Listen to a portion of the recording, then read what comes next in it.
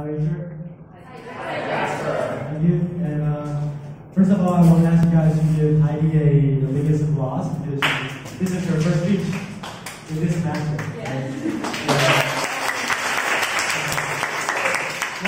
Let her enjoy her moment first. Yeah. Alright, first I want to, because everyone knows that Heidi is a very experienced speaker and leader, so you would expect a very high standard of her speech.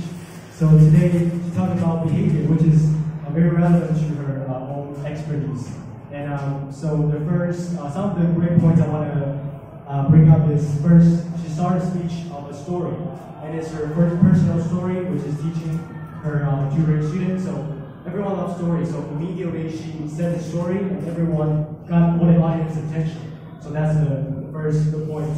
And then she follows through with asking a question, which is does behavior equal personality? It is a really big question because some of the time we want to assume that these two things are actually equal with each other, which is not. That's why it raised the speculation from audience. So I think she's really an expert on saying the story and follow through with the question. And then third is, I think her whole presentation is built on a very important element, which is the cause and effects. She uses her PowerPoint well made and always have like impression and judgment and plus behavior and slash context equals the outcome, maybe the people's final impression. So she does all her speech with build on cause and effect, making people think it's more convincing and more professional, other than just based on her own, feelings or speculation. She uses that built on the logic. So cause and effect is very convincing theory,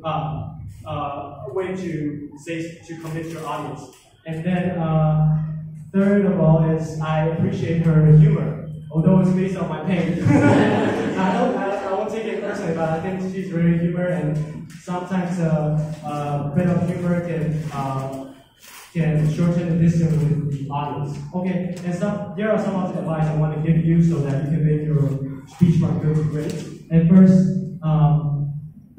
there's one word you use describing your tutor student. You says that he's a kind of like a dinosaur brat, and which I honestly don't understand what does that mean. I would suggest you change it to spoiled or naughty child. Not even brat. Brat is a kind of mean or strong word, so spoiled child would be good enough to express your opinion. And second of all, we noticed that you have a typo on your PowerPoint, which is you type the context, put it twice, and it's a really obvious things to, so try to avoid that.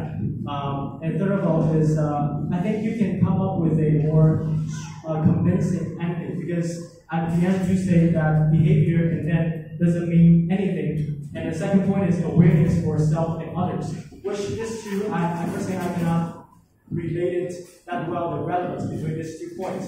And plus, doesn't mean behavior, maybe it is too arbitrary to say that behavior doesn't mean anything.